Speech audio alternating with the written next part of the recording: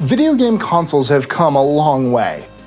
First starting with Atari's Pong in 1972, a game where you just bounced a white dot back and forth, we now have hyper-realistic 3D graphics, online play, and virtual reality headsets. In 1972, it's unlikely anyone could have imagined what video games would be like today. Throughout the past few decades, consoles have come and gone, with great virtues and some even worse flaws. Some systems were great, but flopped in the market, while others succeeded beyond everyone's wildest expectations. So, how do these systems rank? You're about to find out. I'm Mike with List 25, and here are 25 best video game consoles of all time.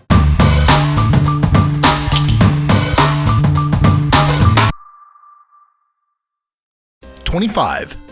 Released in 1972, the Magnavox Odyssey was one of the first video game consoles ever released. It had just entered the market months before Atari released the runaway success of Pong. Despite the Odyssey being arguably superior, it only sold 300,000 units and was not a commercial success. #24. Created by Mattel in 1979, Intellivision saw a relatively considerable amount of success at the time, selling over 3 million units and releasing 125 games. It boasted superior graphics to its rivals in a major ad campaign and secured a solid footing in the industry. But by 1983, its successor, the Intellivision 2, saw major losses and increased competition from Atari. It eventually was forced out of the market in 1984. #23. If it weren't for the video game market collapse in 1984, it's quite possible ColecoVision would have become one of the most popular video game consoles, and Nintendo Entertainment System wouldn't have even become a thing. By copying a lot of Atari's tech and finding a way to make partnerships with a number of game developers, it dominated the market for a short period. The other thing that made it a success was its expansion modules, but that model later backfired. #22. The Atari Jaguar was Atari's last foray into the console business, and unfortunately, it flopped hard. With a high price tag, a poor gaming library, and a deceptive ad campaign that backfired, the Atari Jaguar didn't last long among the dominance of the Sega Genesis and Super Nintendo. Despite some of its major flaws, it was a relatively powerful system and foresaw the emergence of CDs as a format to play video games.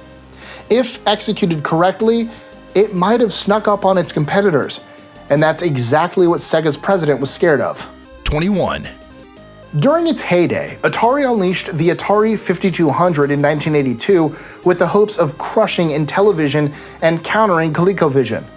While it certainly had stellar graphics at the time, both its horribly designed controller and rehashed games gave people a bad taste in their mouth. Despite that, it outsold its competitors, but likely also brought about the great video game crash in 1984. #20. Despite being ultimately flawed and overhyped, the 3DO had a few unique things going for it in 1993. It was the first multimedia video game system, allowing it to play audio, video, and pictures, along with video games. It also utilized CDs and boasted a 32-bit system, but its business model did it in. The company made the mistake of licensing out its hardware to other companies like Panasonic, Gold Star, and Sanyo. Its high price tag for both the system and games didn't help it either.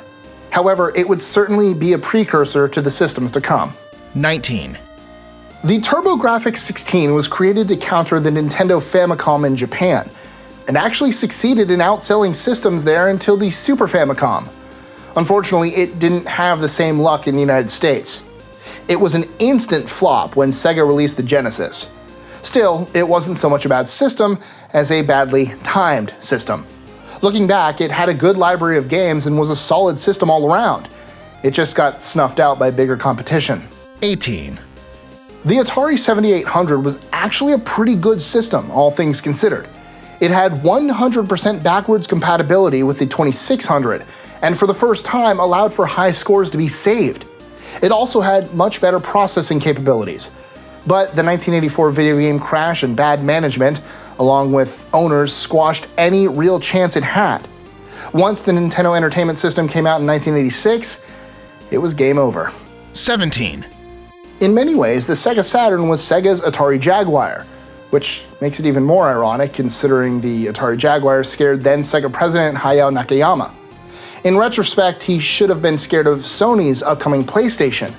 Either way, the Sega Saturn was slated to release in the fall, but the company panicked and released it so early there wasn't any marketing for it to build anticipation. Few retailers carried it, it had few games, and the price tag was way too high. Once Sony announced an even lower price tag, that was the last nail in the coffin. 16. Developed by Japanese video gaming company SNK, the Neo Geo took on a variety of forms, but is most memorable for its AES, Advanced Entertainment System. At the time, the price was astronomical, making it a rare commodity. Still, hardcore gamers with money to spare shelled out the cash for SNK's games. Despite a clunky controller the size of the system, Neo Geo had incredible graphics and sound. Today, the system is a retro collector's dream. 15. With the failure of the Sega Saturn, Sega needed a hit, and fast, since Sony Playstation and the Nintendo 64 were dominating the market, and Sega was nowhere to be seen. They carefully marketed and hyped their latest system, hoping that a powerful system, stellar graphics, and Sonic Adventure could seal the deal. Unfortunately, while the Dreamcast didn't flop as badly as the Saturn, it barely sold as many units as the Saturn, making it their last system. 14. With the massive success of the Nintendo Wii, Nintendo was eager to replicate its success. While the Wii U boasted a large touchscreen, HDMI connectivity, Wii backwards compatibility, and more powerful graphics than ever, their poor marketing of the system and a high price ultimately drove customers away. It was an instant flop, and the lowest sold product in their history. Despite that, it's still a pretty great system with a bevy of quality Nintendo games. 13. The Sega Master System was essentially a repackaged version of the Sega Mark III that was selling well in Japan. It was brought over to North America after the crash in 1984, since Nintendo had been showing overwhelming success in the market. However, Sega struggled to steal any ground from Nintendo, only selling 125,000 consoles. In comparison, Nintendo sold 2 million. Still, the system was arguably better than Nintendo's, with a solid lineup of games and features. 12. With Sony PlayStation popularizing CD-based video gaming into the console market, Nintendo had to make a choice between cartridges or CDs for their next system. They went with CDs and called their new system the Gamecube, though it'd been rumored to be called the Dolphin. While it competed with the PlayStation 2 and the Xbox, it didn't include online gaming, and paled in comparison on a technological level. And while it wasn't quite as popular, it had plenty of notable games and its own niche of loyal Nintendo followers. 11. In 2000, Bill Gates went public with the Xbox console and it took off in North America. They sold 1 million Xboxes in just 3 weeks. The powerful processing power along with the hit game Halo made the system an instant success. Halo also helped them popularize online gaming. However, critics quickly pointed out its unusually large console size, bulky controllers, the Duke, and lack of quality third-party games as a major weakness to the system. 10. With Sega gobbling up much of its market share with the Genesis and Sony nipping at its heels, Nintendo needed to release a stellar new system to compete. That system was the Nintendo 64. While it struggled to maintain its dominance with a high price tag and lack of third-party support, the Nintendo 64 had many defining and revolutionary features in games, including the controller with a trigger button, the Rumble Pack, and the introduction of Mario 64, GoldenEye, and Zelda Ocarina of Time. 9. The Sega Genesis was the first true 16-bit video game system. Sega released it in 1989, hoping to get a jump on the curve and steal Nintendo's total dominance on the North American market. It took Genesis 2 years to finally become popular, all thanks to Sonic the Hedgehog, a new bundle, and a price drop. Many consider the Genesis to be one of the best consoles ever made, with a fantastic lineup of games. 8. Released in 1990 by Nintendo, the Super Nintendo was the 16-bit sequel to the Nintendo Entertainment System. Upon release, it was a huge success. With Nintendo's firm grasp on the market, millions purchased the system, though after a while it lost market share to Sega. Many of its games revolutionized the gaming industry, including Mario Kart, Final Fantasy, and Zelda: A Link to the Past. Its controller was also one of the first to utilize the left and right pads. 7. The Xbox 360 learned from its mistakes, creating a smaller machine and a well-designed controller. It hit even harder with its lineup of games and came out a year before the PlayStation 3. However, its greatest flaw was the dreaded red ring of death. The system would suddenly crash and a red ring would appear on the usual green ringed light on the system.